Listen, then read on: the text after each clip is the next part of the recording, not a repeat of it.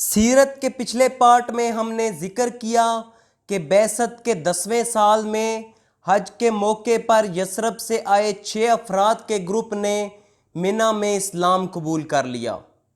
یہ افراد خزرج قبیلے سے تعلق رکھتے تھے۔ ان لوگوں نے واپس یثرب جا کر لوگوں کو رسول اللہ کے بارے میں بتایا، اور اگلے سال جو بعثت کا 11واں سال تھا، 12 افراد حج کے موقع پر رسول اللہ کی خدمت میں حاضر ہوئے۔ ان میں 2 اوس قبیلے سے تھے، جبکہ باقی سب خزرج سے تھے۔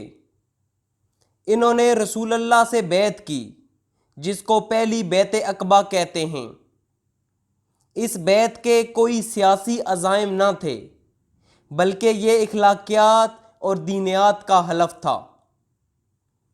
رسول اللہ نے مصعب ابن عمیر کو یثرب بھیجا تاکہ وہ لوگوں کو اسلام کی تعلیم دے سکیں، اور اگلے سال جو بعثت کا 12واں سال تھا، اس میں حج کے موقع پر 75 لوگ حج کے لیے آئے جو مسلمان تھے۔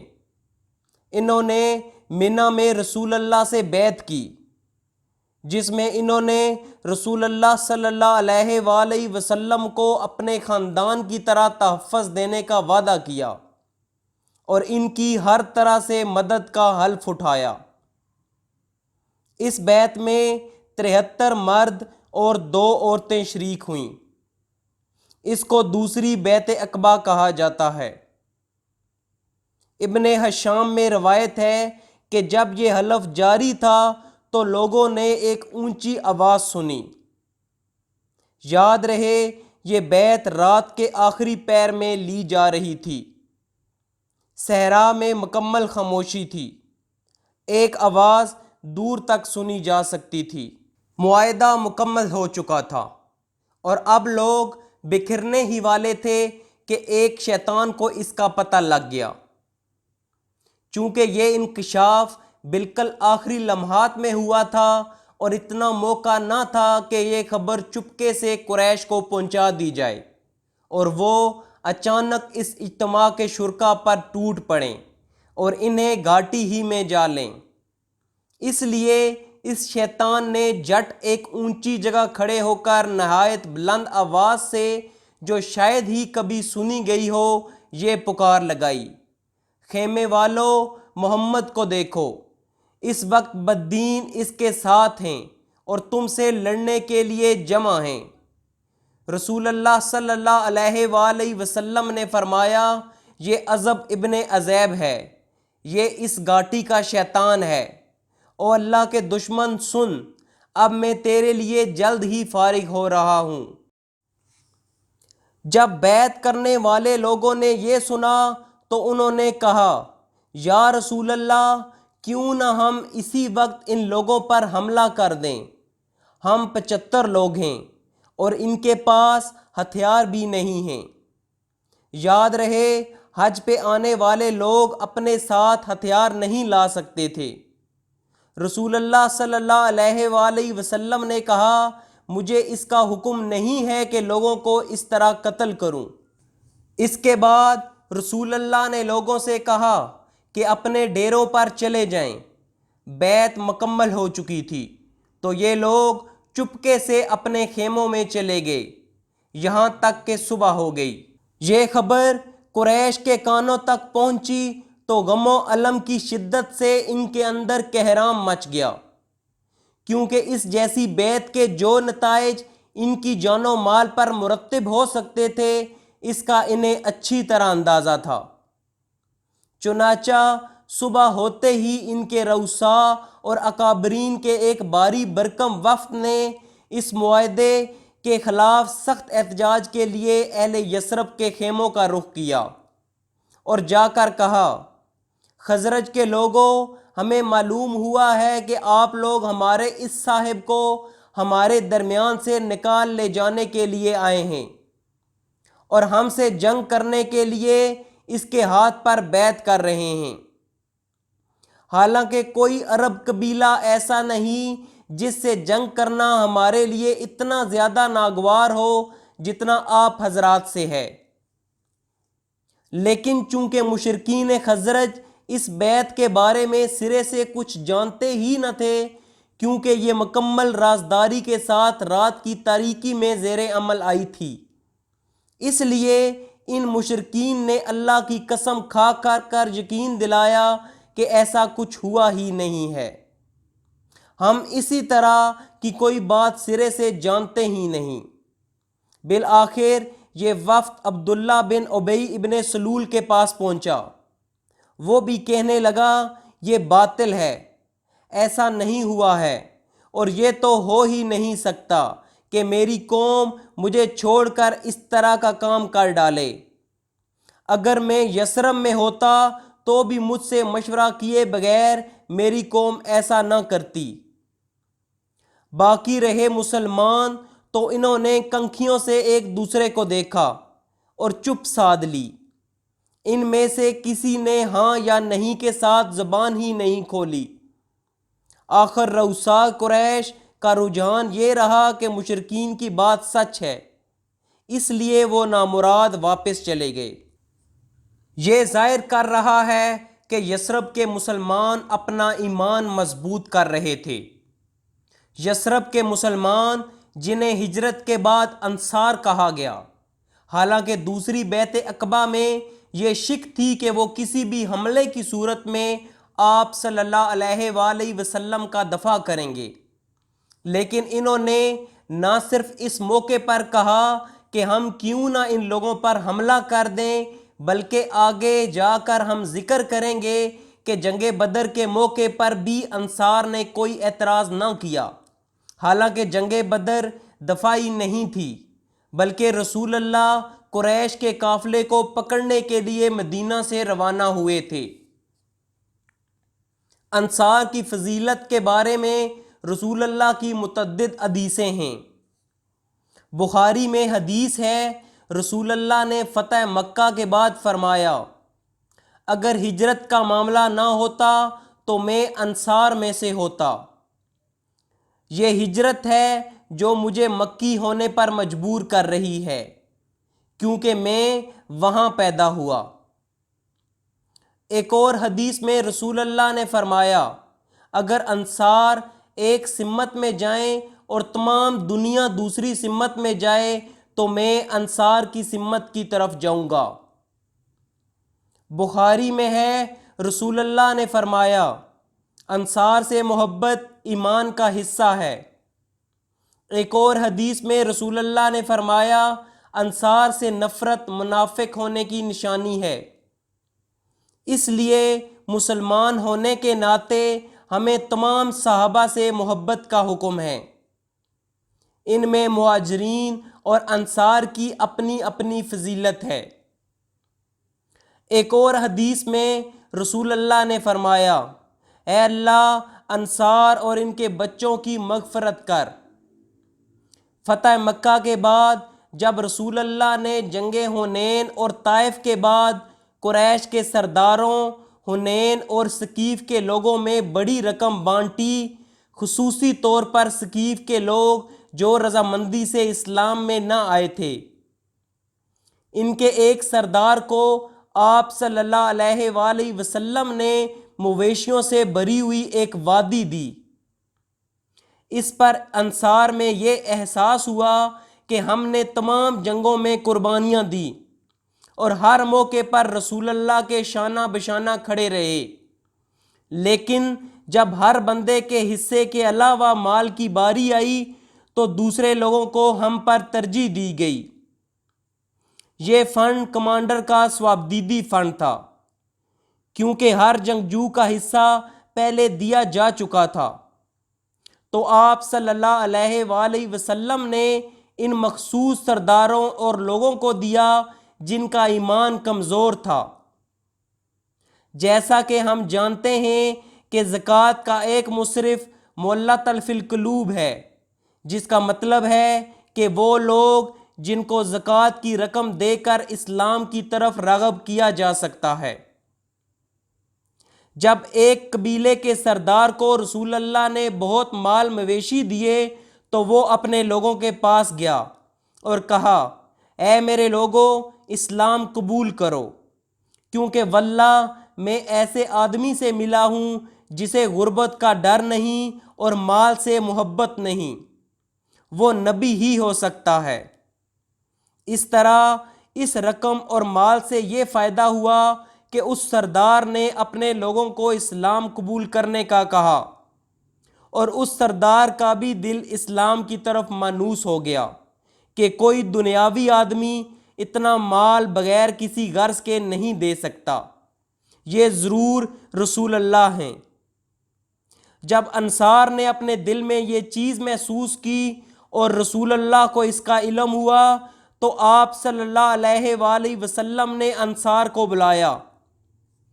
اس میٹنگ میں انصار کے علاوہ کوئی لوگ نہ تھے، یعنی مہاجرین موجود نہ تھے، حالانکہ اسلام میں مہاجرین کا درجہ انصار سے بلند ہے۔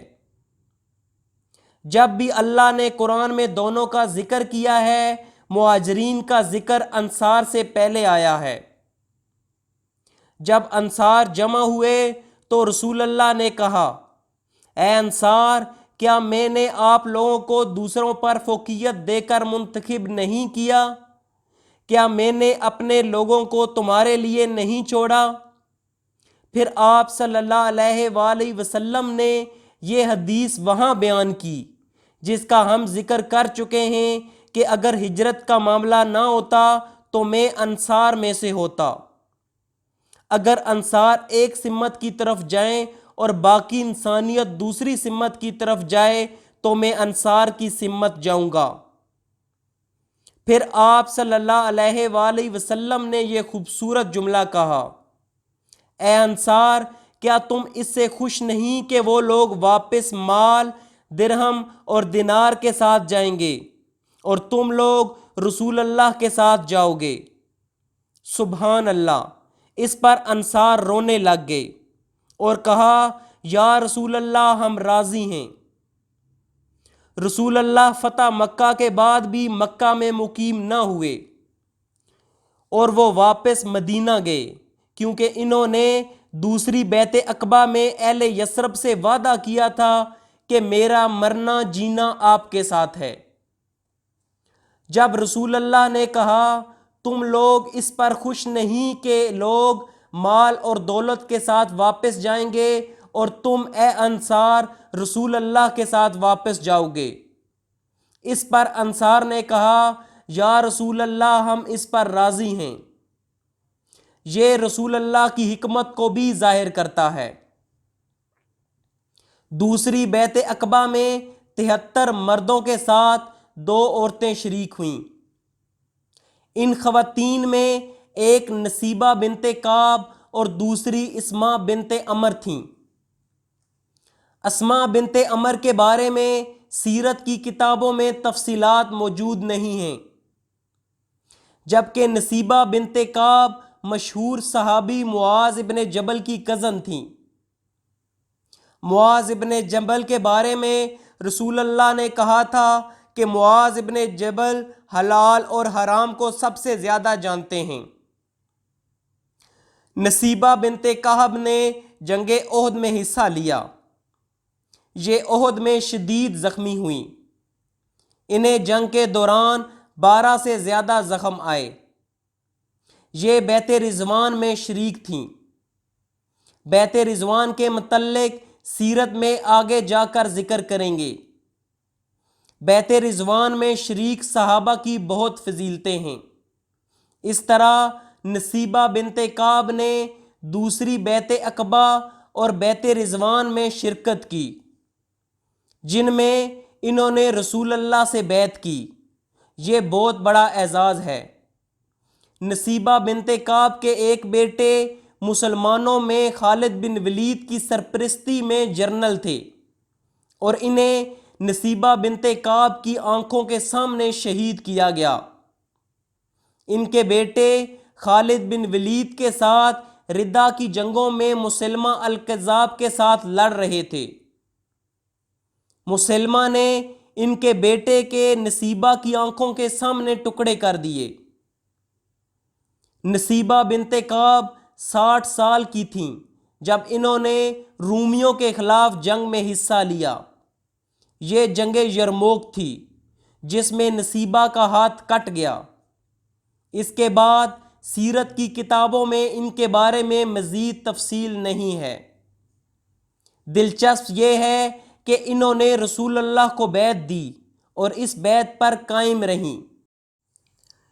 یہی عقبہ کی دوسری بیعت ہے جسے بیعت عقبہ کبریٰ کہا جاتا ہے۔ یہ بیعت ایک ایسی فضا میں زیر عمل آئی جس پر محبت و وفاداری، منتشر اہل ایمان کے درمیان تعاون و تناصر، باہمی اعتماد اور جاں سپاری و شجاعت کے جذبات چھائے ہوئے تھے۔ چنانچہ یثربی اہل ایمان کے دل اپنے کمزور مکی بھائیوں کی شفقت سے لبریز تھے۔ ان کے اندر ان بھائیوں کی حمایت کا جوش تھا اور ان پر ظلم کرنے والوں کے خلاف غم و غصہ تھا۔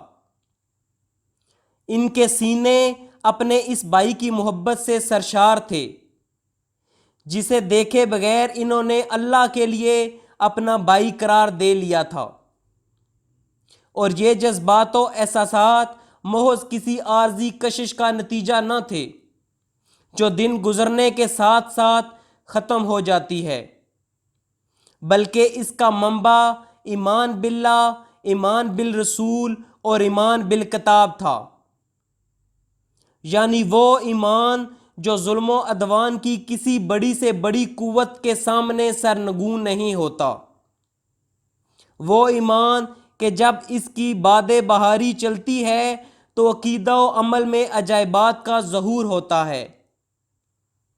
اس ایمان کی بدولت مسلمانوں نے صفحات زمانہ پر ایسے ایسے کارنامے ثبت کیے اور ایسے ایسے آثار و نشانات چھوڑے کہ ان کی نظیر سے ماضی و حاضر خالی ہیں اور غالباً مستقبل بھی خالی ہی رہے گا۔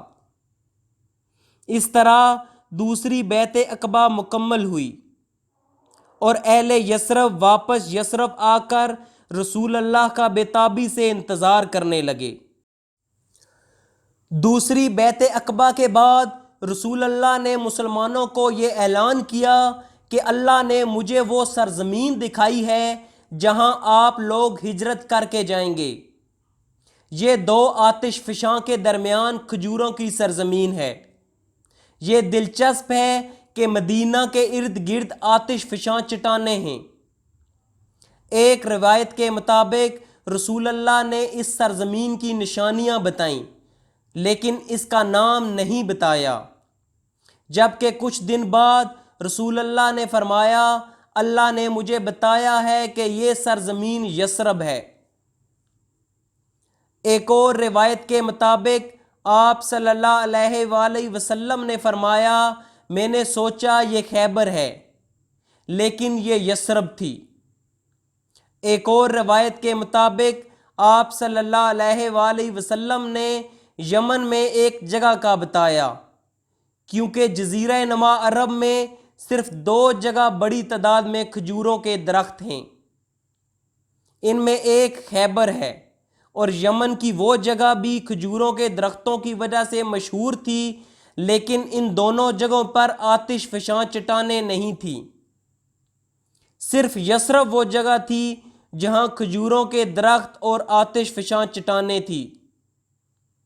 اسی لیے رسول اللہ نے کہا میں نے دیکھا، اور پھر بعد میں فرمایا اللہ نے مجھے بتایا ہے کہ یہ سرزمین یثرب ہے۔ اس طرح آپ نے مسلمانوں کو ہجرت کی اجازت دے دی، تو مسلمانوں نے 1 یا 2 کی ٹولیوں میں خفیہ طور پر سوائے 1 یا 2 کے ہجرت کرنا شروع کر دی۔ اس کی وجہ یہ تھی کہ قریش کے ساتھ مسلمانوں کے تعلقات کشیدہ تھے اور وہ مسلمانوں کو ہجرت کرنے سے روک رہے تھے۔ کہا جاتا ہے کہ ابو سلمہ ابن اسد پہلے شخص تھے جنہوں نے مدینہ ہجرت کی۔ ابو سلمہ ام سلمہ کے خاوند تھے۔ ام سلمہ بعد میں رسول اللہ کی زوجہ بنی۔ اس وقت وہ ابو سلمہ کی بیوی تھیں۔ ابو سلمہ قریش سے نہ تھے، جبکہ ام سلمہ کا تعلق قریش سے تھا۔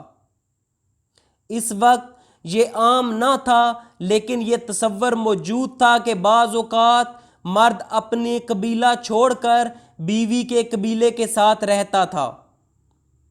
ابو سلمہ ایسے ہی آزاد عرب تھے، وہ آزاد آدمی تھے لیکن قریشی نہیں تھے۔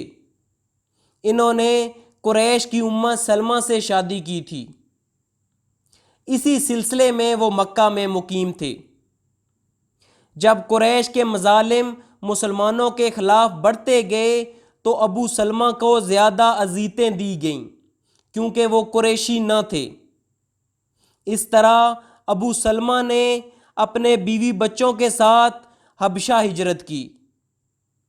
پھر جب یہ افواہ پھیلی کہ قریش نے اسلام قبول کر لیا ہے تو واپس آنے والے گروپ میں اپنے اہل و عیال کے ساتھ شامل تھے۔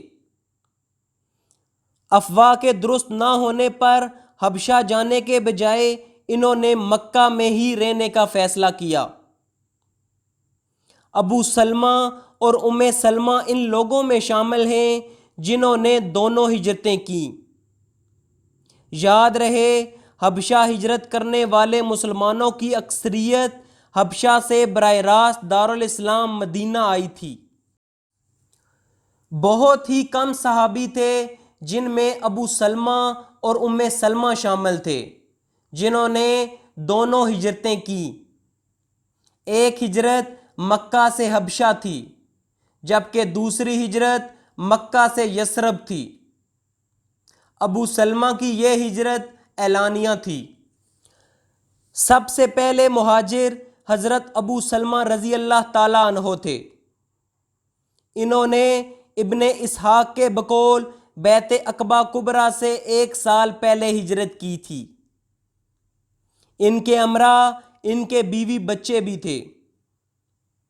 جب انہوں نے روانہ ہونا چاہا تو ان کے سسرال والوں نے کہا کہ یہ رہی آپ کی بیگم، اس کے متعلق تو آپ ہم پر غالب آ گئے، لیکن یہ بتائیے کہ یہ ہمارے گھر کی لڑکی آخر کس بنا پر ہم آپ کو چھوڑ دیں کہ آپ اسے شہر شہر گھماتے پھریں۔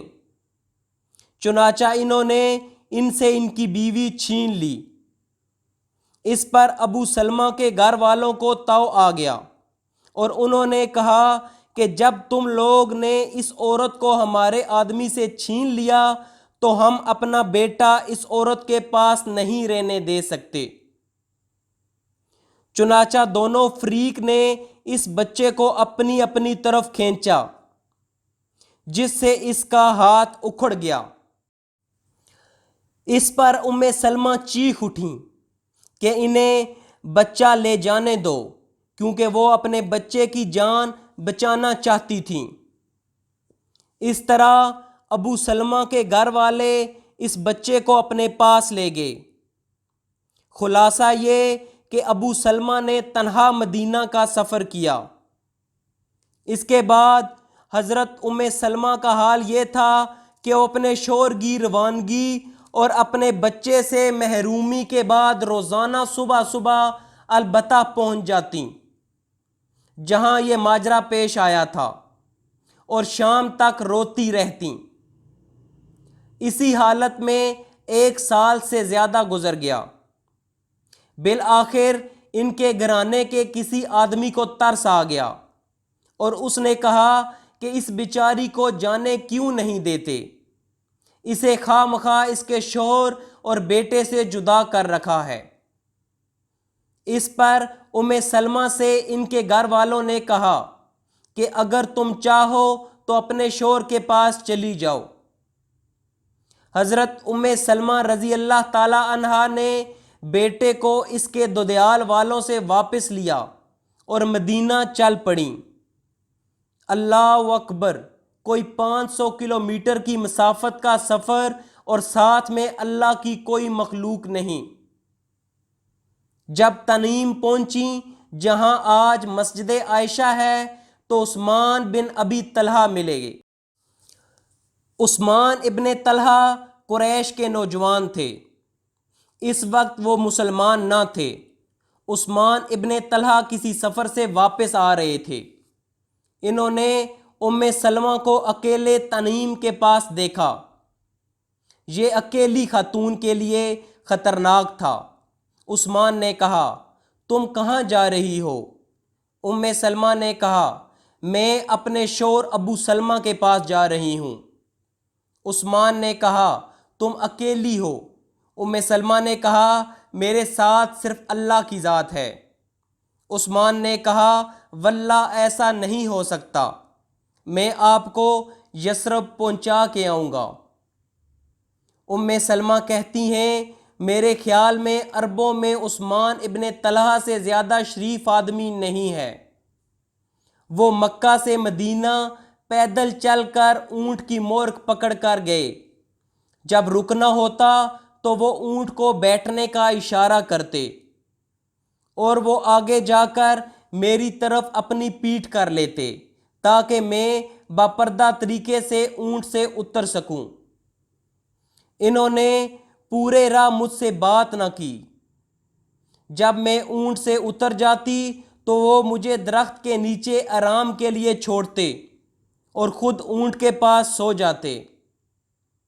پھر صبح میں اونٹ پر سوار ہوتی اور اسی طرح ہمارا سفر جاری رہا۔ یہ کم از کم 2 ہفتوں کا سفر تھا۔ جب قبا کی آبادی نظر آئی تو بولے، تمہارا شوہر اسی بستی میں ہے، اسی میں چلی جاؤ، اللہ برکت دے۔ اس کے بعد وہ مکہ پلٹ آئے۔ واپسی پر عثمان ابن طلحہ کے پاس اونٹ نہیں تھا۔ اس وقت عثمان ابن طلحہ کافر تھے، لیکن ان میں کرم اور اخلاق حسنہ تھا، اسی لیے اللہ نے انہیں ہدایت دی اور اسلام کی دولت سے مالا مال کیا۔ عثمان ابن طلحہ اس گروپ میں شامل ہیں جو فتح مکہ سے پہلے آخری گروپ تھا جس نے مدینہ کی طرف ہجرت کی۔ اس گروپ میں خالد بن ولید، عمر بن عاص اور عثمان ابن طلحہ شامل تھے۔ فتح مکہ سے پہلے آخری گروپ تھا جنہوں نے ہجرت کر کے اسلام قبول کیا۔ اللہ نے انہیں مہاجر ہونے کا اعزاز دیا۔ اللہ قرآن میں فرماتے ہیں، فتح مکہ کے بعد مسلمان ہونے والے فتح مکہ سے پہلے اسلام میں داخل ہونے والوں کے برابر نہیں ہیں۔ پھر فتح مکہ کے موقع پر جب مکہ فتح ہو گیا تو رسول اللہ نے کعبہ کے انعامات اور اعزازات دیے۔ ان میں حجاج کو پانی پلانے کا اعزاز، کعبہ کی چابیاں رکھنے کا اعزاز وغیرہ شامل تھے۔ عباس ابن مطلب کو حجاج کو پانی پلانے کا اعزاز دیا گیا۔ عباس نے کہا، یا رسول اللہ، کعبہ کی چابیاں بھی ہمیں دیں۔ اس پر اللہ نے قرآن میں فرمایا، اللہ آپ کو حکم دیتا ہے کہ امانت ان کو دو جو اس کے حقدار ہیں۔ تو رسول اللہ نے کعبے کی چابیاں علی ابن ابی طالب کو دیں اور کہا، جاؤ اور یہ عثمان ابن طلحہ کو دو۔ یہ چابیاں عثمان ابن طلحہ اور ان کی نسل میں قیامت تک رہیں گی، اور جو بھی ان سے لینے کی کوشش کرے گا وہ ظالم ہوگا۔ اس طرح علی گئے اور کعبے کی چابیاں عثمان ابن طلحہ کو دیں۔ عثمان نے کہا، میں نے سوچا بنی ہاشم یہ اپنے پاس رکھیں گے۔ تو علی نے کہا، اللہ نے آپ کے لیے قرآن نازل کیا ہے۔ سبحان اللہ، 1400 سال سے زائد ہو گئے، خانہ کعبہ کی چابیاں آج بھی عثمان کی نسل میں ہیں۔ اسی طرح صحابی صہیب الرومی بھی ابتدائی ہجرت کرنے والوں میں شامل تھے، جن کا واقعہ ہم سیرت میں پہلے تفصیل سے بیان کر چکے ہیں۔ حضرت صہیب نے جب ہجرت کا ارادہ کیا تو ان سے کفار قریش نے کہا، تم ہمارے پاس آئے تو فقیر تھے، لیکن یہاں آ کر تمہارا مال بہت زیادہ ہو گیا اور تم بہت آگے پہنچ گئے۔ اب تم چاہتے ہو کہ اپنی جان اور اپنا مال دونوں لے کر چل دو، تو باخدا ایسا نہیں ہو سکتا۔ حضرت صہیب رضی اللہ تعالیٰ عنہ نے کہا، اچھا یہ بتاؤ کہ اگر میں اپنا مال چھوڑ دوں تو تم میری راہ چھوڑ دو گے؟ انہوں نے کہا ہاں۔ حضرت صہیب نے کہا، اچھا تو پھر ٹھیک ہے، چلو میرا مال تمہارے حوالے۔ رسول اللہ صلی اللہ علیہ وآلہ وسلم کو اس کا علم ہوا تو آپ نے فرمایا، صہیب نے نفع اٹھایا، صہیب نے نفع اٹھایا۔ ایک اور واقعہ عمر ابن خطاب کا ہے، جنہوں نے قریش کے 2 لوگوں کے ساتھ مدینہ ہجرت کی۔ حضرت عمر بن خطاب رضی اللہ تعالیٰ عنہ، عیاش بن ابی ربیعہ اور حشام بن عاص بن وائل نے آپس میں طے کیا کہ فلاں جگہ صبح صبح اکٹھے ہو کر وہیں سے مدینہ کو ہجرت کی جائے گی۔ حضرت عمر اور عیاش تو وقت مقررہ پر آ گئے، لیکن حشام کو قید کر لیا گیا۔ پھر جب یہ دونوں حضرات مدینہ پہنچ کر قباء میں اتر چکے تو عیاش کے پاس ابو جہل اور اس کا بھائی حارث پہنچے۔ تینوں کی ماں ایک تھی۔ ان دونوں نے عیاش سے کہا، تمہاری ماں نے نظر مانی ہے کہ جب تک وہ تمہیں دیکھ نہ لے گی سر میں کنگھی نہ کرے گی اور دھوپ چھوڑ کر سائے میں نہ آئے گی۔ یہ سن کر عیاش کو اپنی ماں پر ترس آ گیا۔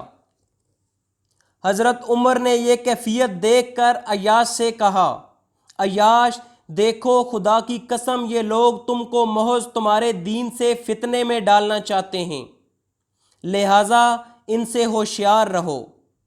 خدا کی قسم اگر تمہاری ماں کو جوؤں نے اذیت پہنچائی تو وہ کنگھی کر لے گی، اور اسے مکہ کی ذرا اکڑی دھوپ لگی تو وہ سائے میں چلی جائے گی۔ مگر عیاش نہ مانے۔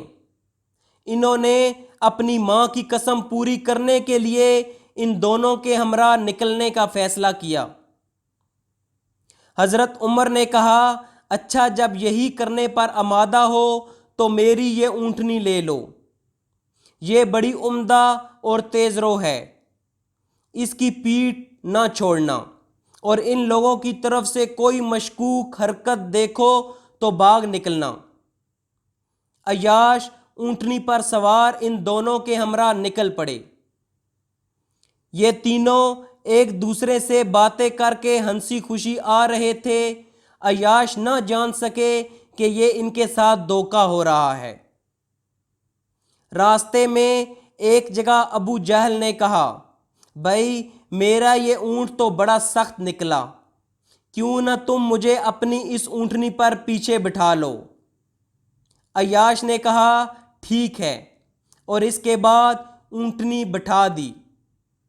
ان دونوں نے بھی اپنی سواریاں بٹھائیں تاکہ ابو جہل عیاش کی اونٹنی پر پلٹ آئے، لیکن جب تینوں زمین پر آ گئے تو یہ دونوں اچانک عیاش پر ٹوٹ پڑے اور انہیں رسی سے جکڑ کر باندھ دیا، اور اسی بندھی ہوئی حالت میں دن کے وقت مکہ لائے اور کہا کہ ہے اہل مکہ، اپنے بیوقوفوں کے ساتھ ایسا ہی کرو جیسا ہم نے اپنے اس بیوقوف کے ساتھ کیا ہے۔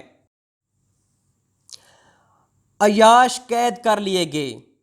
قید خانے میں جا کر عیاش کو پتہ لگا کہ حشام جس نے عمر اور عیاش کے ساتھ ہجرت کرنا تھی وہ بھی وہاں ہی قید ہے۔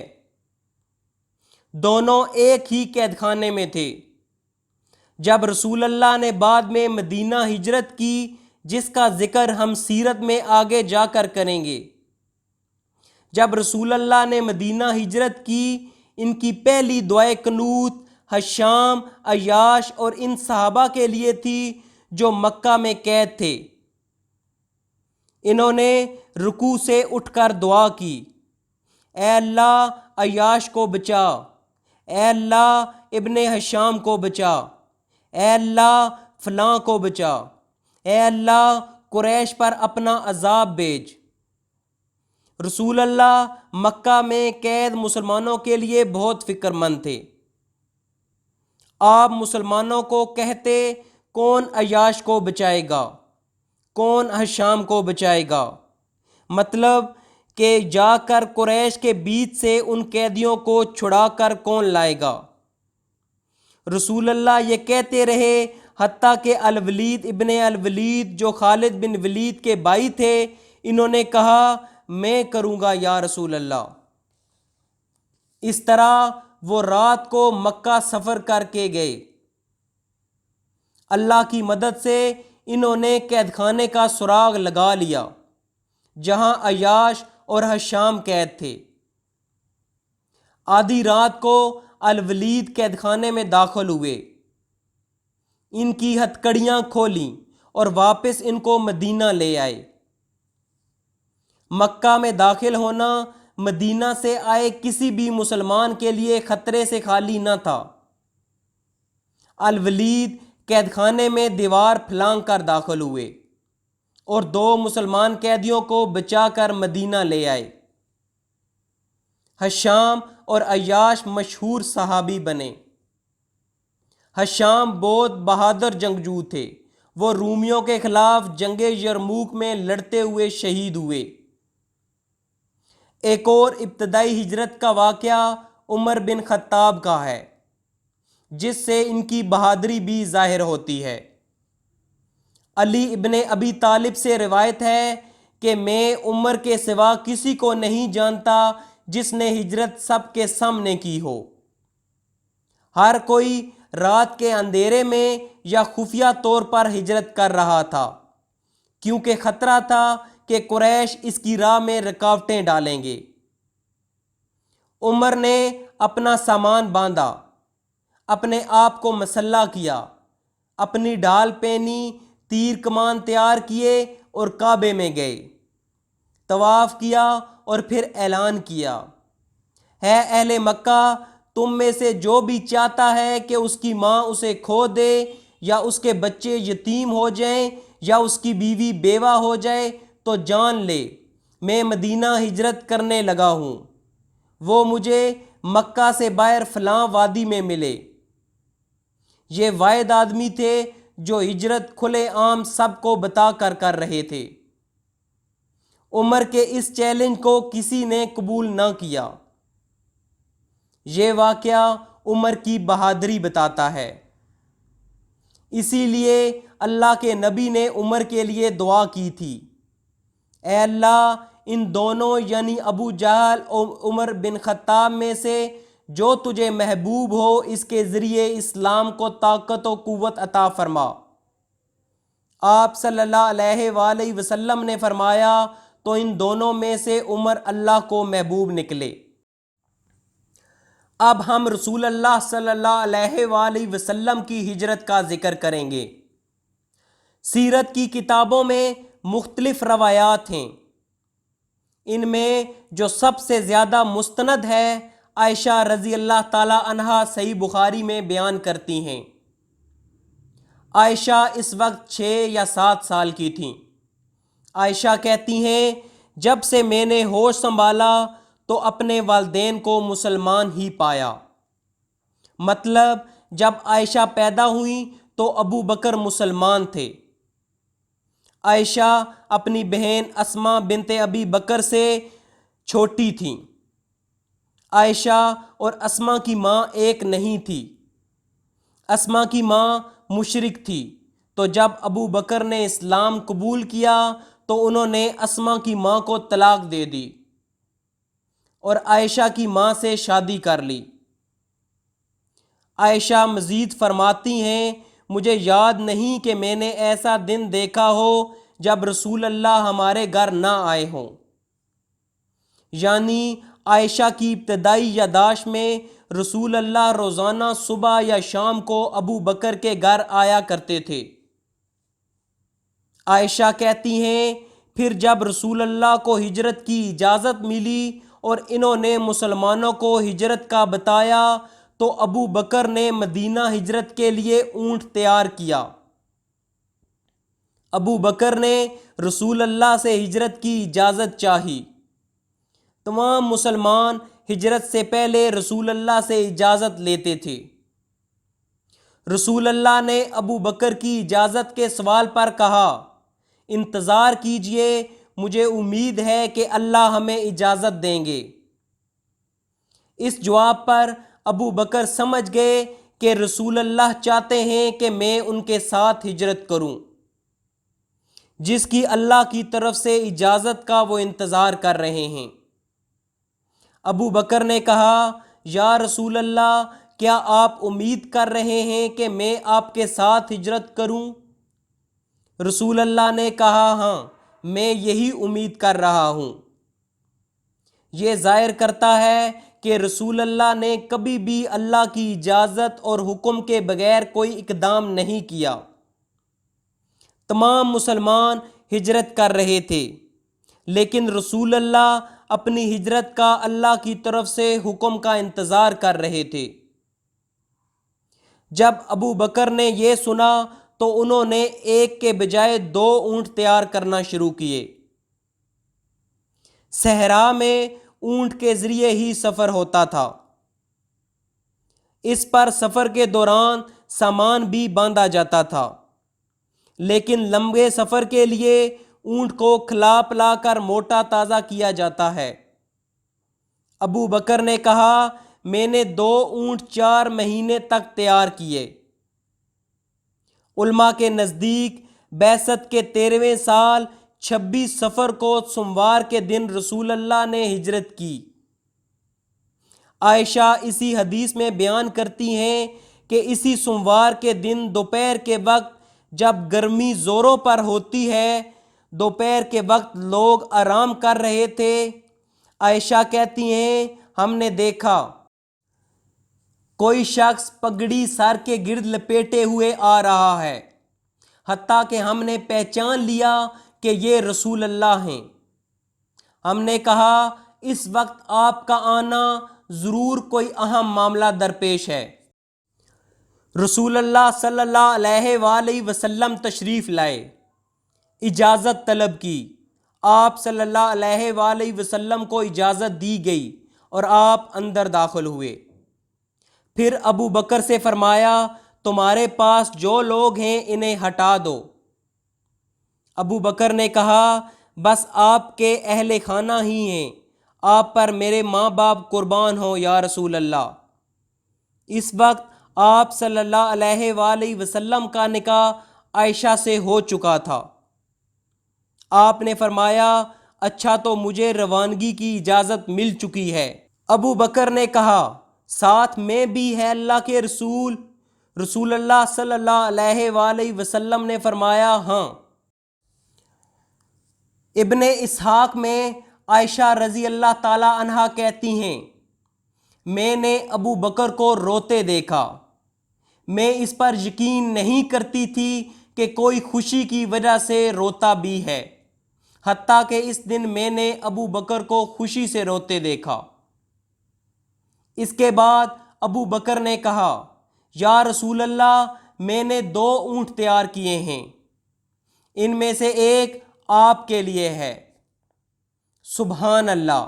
رسول اللہ کے پاس مکہ میں ایک ذاتی اونٹ تک نہ تھا۔ رسول اللہ نے کہا، اونٹ تب لوں گا جب میں اس کا معاوضہ دوں گا۔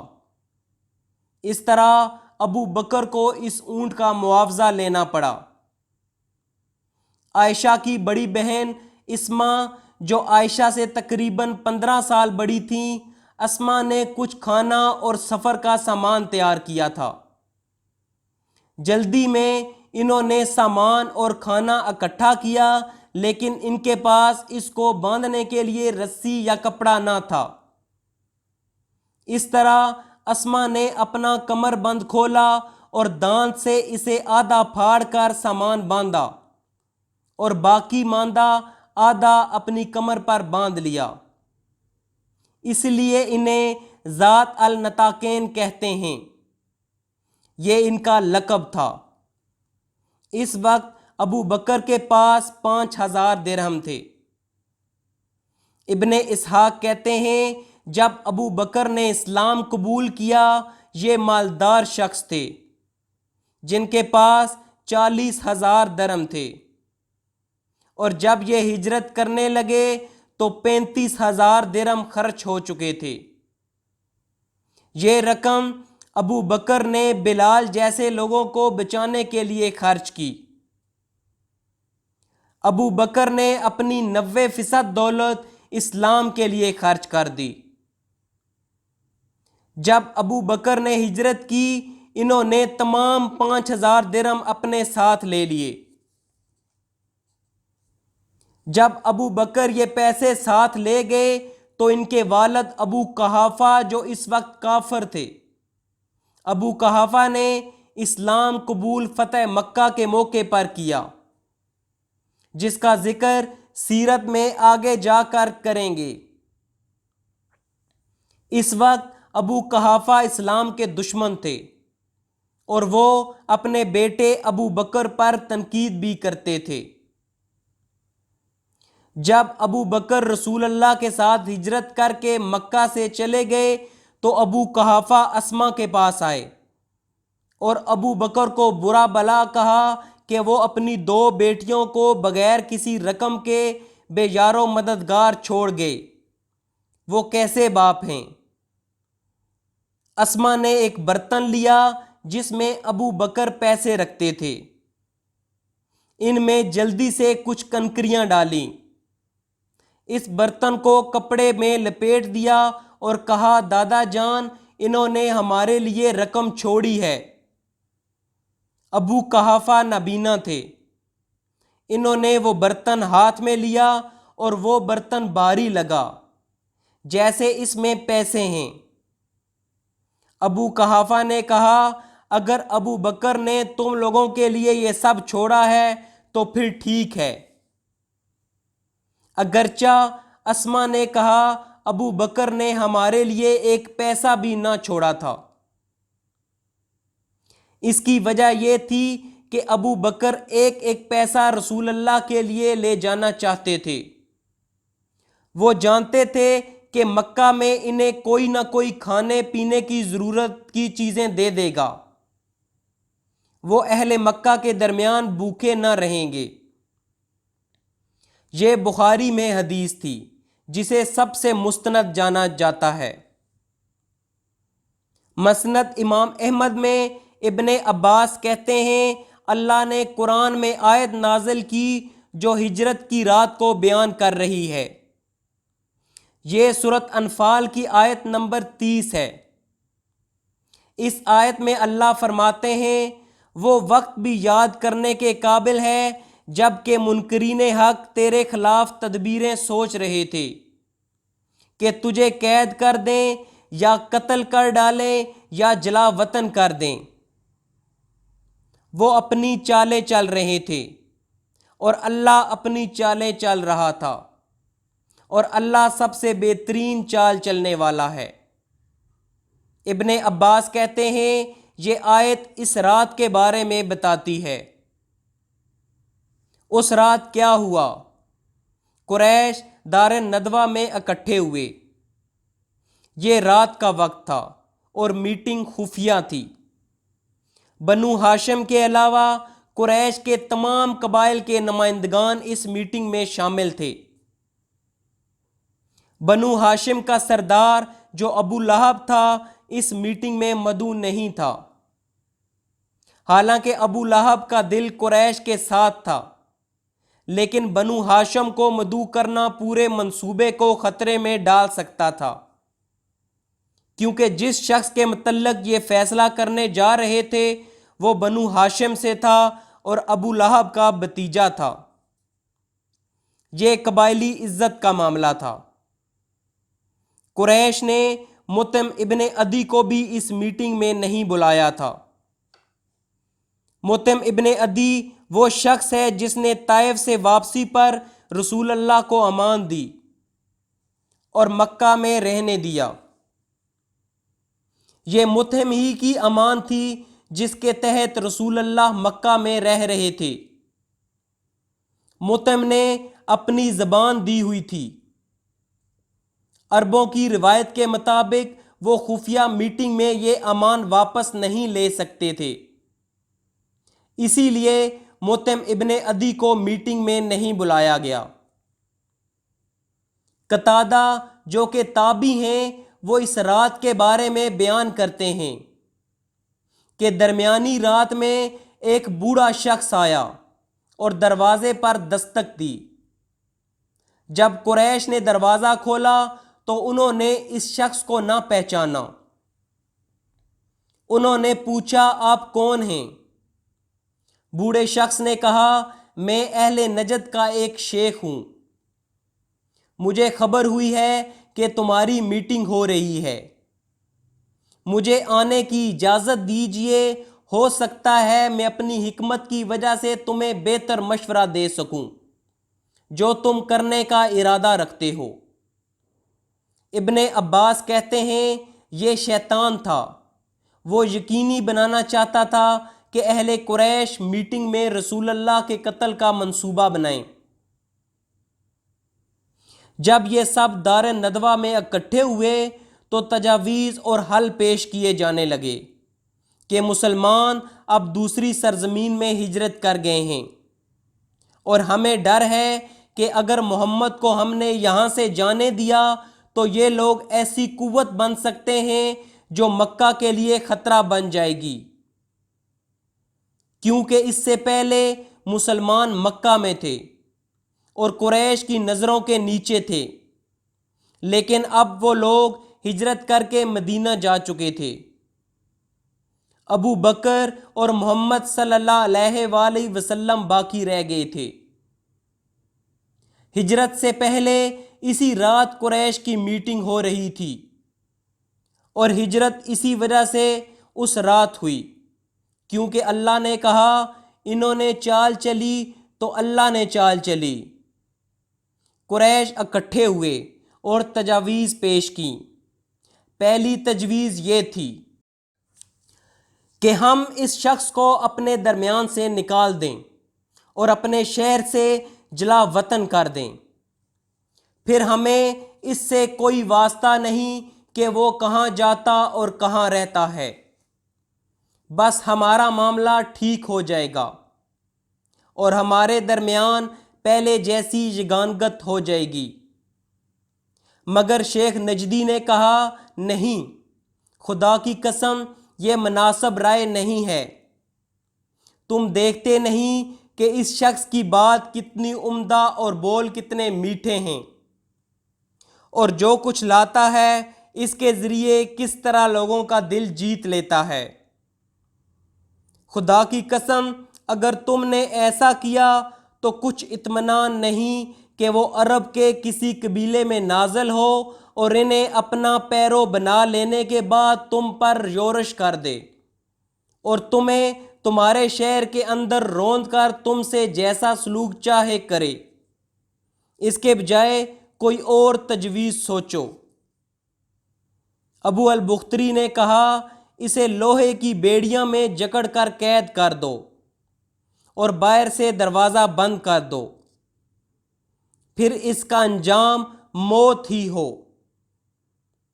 شیخ نجدی نے کہا، نہیں، خدا کی قسم یہ بھی مناسب رائے نہیں ہے، واللہ اگر تم لوگوں نے اسے قید کر دیا جیسا کہ تم کہہ رہے ہو تو اس کی خبر بند دروازے سے باہر نکل کر اس کے ساتھیوں تک ضرور پہنچ جائے گی، پھر کچھ بعید نہیں کہ وہ لوگ تم پر دعویٰ بول کر اس شخص کو تمہارے قبضے سے نکال لے جائیں، پھر اس کی مدد سے اپنی تعداد بڑھا کر تمہیں مغلوب کر لیں،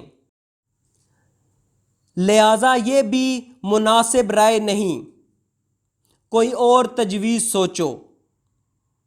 یہ دونوں تجاویز پارلیمنٹ رد کر چکی تو ایک تیسری مجرمانہ تجویز پیش کی گئی جس سے تمام ممبران نے اتفاق کیا۔ اسے پیش کرنے والا مکے کا سب سے بڑا مجرم ابو جہل تھا۔ ابو جہل نے کہا، تم لوگوں نے ابھی تک وہ نہیں کہا جو سب کہنا چاہتے ہیں لیکن کہنے سے ڈرتے ہیں، اس نے کہا اس شخص کے بارے میں میری ایک رائے ہے، میں دیکھتا ہوں کہ اب تک تم لوگ اس پر نہیں پہنچے۔ لوگوں نے کہا ابو الحکم وہ کیا ہے؟ ابو جہل نے کہا میری رائے یہ ہے کہ ہم ہر قبیلے سے ایک مضبوط صاحب نسب اور بانکا جوان منتخب کر لیں، پھر ہر ایک کو ایک تیز تلوار دیں، اس کے بعد سب کے سب اس شخص کا رخ کریں اور اس طرح یک بارگی تلوار مار کر قتل کر دیں جیسے ایک ہی آدمی نے تلوار ماری ہو۔ یوں ہمیں اس شخص سے راحت مل جائے گی، اور اس طرح قتل کرنے کا نتیجہ یہ ہوگا کہ اس شخص کا خون سارے قبائل میں بکھر جائے گا، اور بنو عبد مناف سارے قبیلوں سے جنگ نہ کر سکیں گے، لہذا دیت یعنی خون بہا لینے پر راضی ہو جائیں گے اور ہم دیت ادا کر دیں گے۔ شیخ نجدی نے کہا بات یہ رہی جو اس جوان نے کہی، اگر کوئی تجویز اور رائے ہو سکتی ہے تو یہی ہے، باقی سب ہیچ۔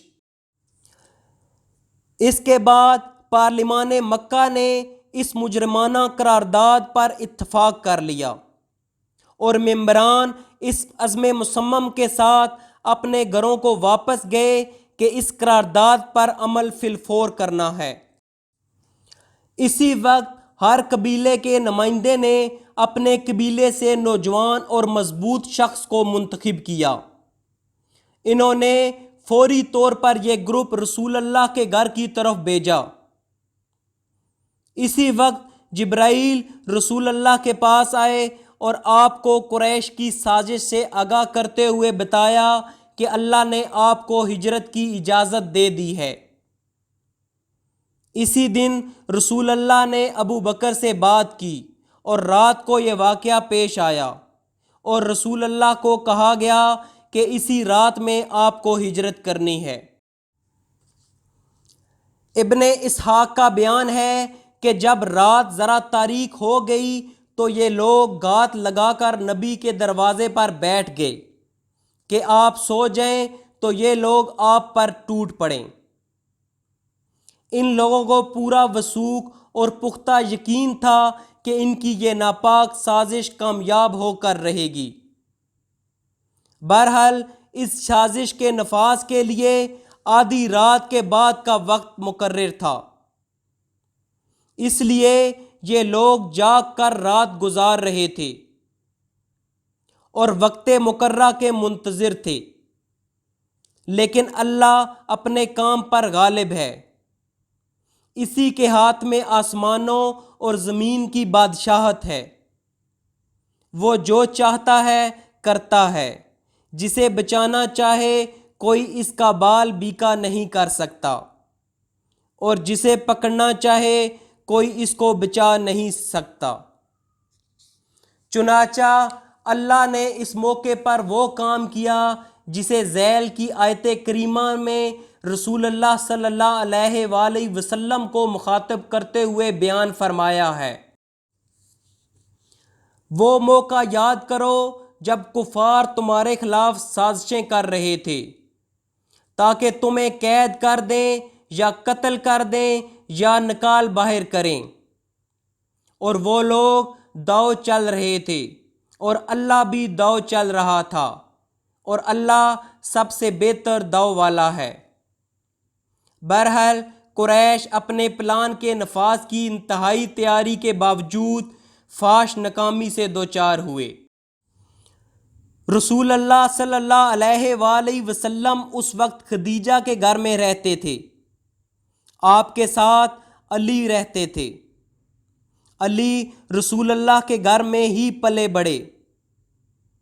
اس وقت علی کی عمر 18 سے 19 سال تھی۔ علی نے 7 سال کی عمر میں اسلام قبول کیا تھا۔ چنانچہ اس نازک ترین لمحے میں رسول اللہ نے حضرت علی سے فرمایا، تم میرے بستر پر لیٹ جاؤ اور میری یہ سبز حضرمی چادر اوڑھ کر سو رہو۔ تمہیں ان کے ہاتھوں کوئی گزن نہیں پہنچے گا۔ رسول اللہ یہی چادر اوڑھ کر سویا کرتے تھے۔ اس کے بعد رسول اللہ صلی اللہ علیہ وآلہ وسلم باہر تشریف لے آئے۔ مشرکین کی صفیں چیریں اور ایک مٹھی سنگریزوں والی مٹی لے کر ان کے سروں پر ڈالی، لیکن اللہ نے ان کی نگاہیں پکڑ لیں اور وہ آپ کو دیکھ نہ سکیں۔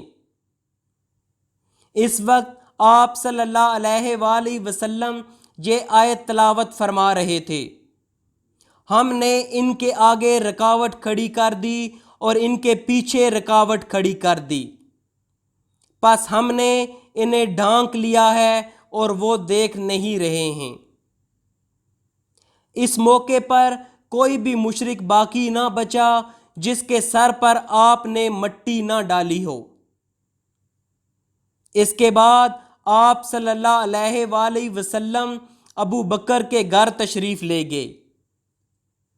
پھر ان کے مکان کی ایک کھڑکی سے نکل کر دونوں حضرات نے رات ہی رات یمن کا رخ کیا اور چند میل پر واقع غار سور میں جا پہنچے۔ دونوں کے پاس وہی اونٹنیاں تھیں جو ابو بکر 4 ماہ سے تیار کر رہے تھے۔